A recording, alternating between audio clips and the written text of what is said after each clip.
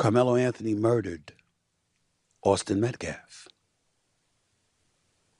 There is no other way to slice it.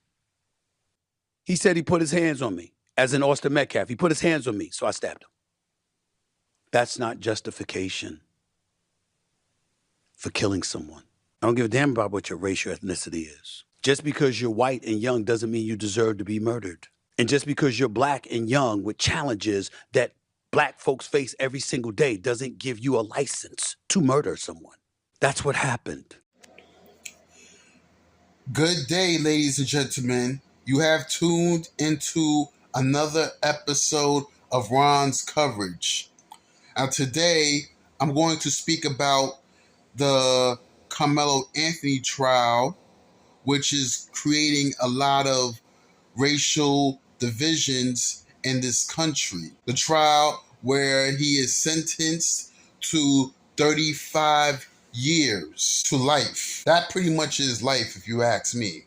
This trial has caused a lot of controversy. Everyone is divided along racial lines and made it the trial more about race and an all-white jury than it is about facts, details, and the legal procedure that we have to adhere to. You're going to stick with falsehoods because the kid is black.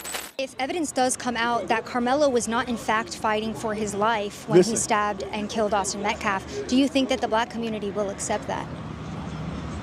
If evidence shows that he did not, no, we're going to stand by ours regardless. They stand by theirs. All right, time out. We're going to stand. Maybe that's why ain't no black jurors. Maybe that's why no black jurors are on the jury team. The initial argument from the defense was that Kamelo Anthony stabbed Austin Metcalf in self-defense. That argument has been dismantled by the prosecutors of the case, especially when the witnesses that corroborated Kamelo Anthony's claim didn't even look in that direction where Austin Metcalf and Kamelo Anthony had the conflict. The prosecution called 21 witnesses, and they all corroborated that. They all said that he was asked to leave the tent. There might have been. They all didn't have. No, sir. No, he sir. was asked to leave the tent, so he could have left that tent at any time. He chose not to. That's why he's going to jail for 35 years. All 21 of them did not have the same story. They did not have the same story. And that's why so many people outside of that courtroom is outraged right now. If you look at anything about this case, all 21 of them did not have the same story. Tell me about the defense witness, because the defense did not call Kamelo Anthony. If Kamelo Anthony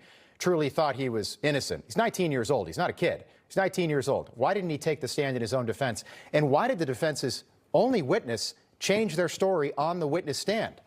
The witness changing what he, changing his testimony. I'm trying to figure out how someone going to say he changed his testimony. Were you privy to his testimony prior to? Well, he changed his testimony. He was, during cross-examination, he said that there was not an altercation under the tent, and he didn't witness an altercation. So I don't think that was something the defense was planning on, and clearly it didn't play well for this 12-person jury. If the witness thing didn't look in that direction, how was they able to verify if he was getting jumped?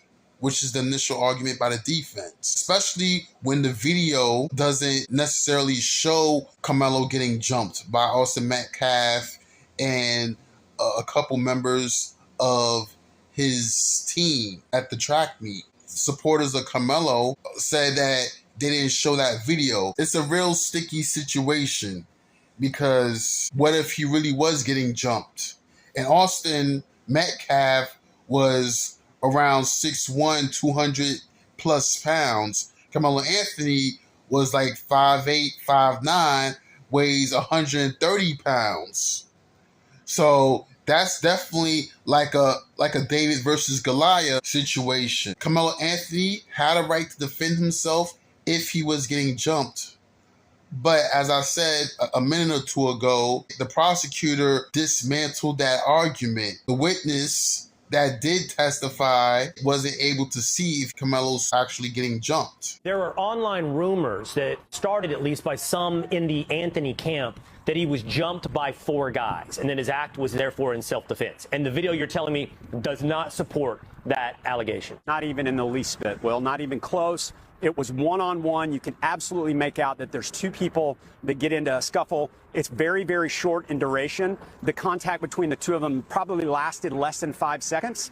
And as soon as the push went the other direction, which presumably is when he was stabbed, you can see everybody, completely scattered.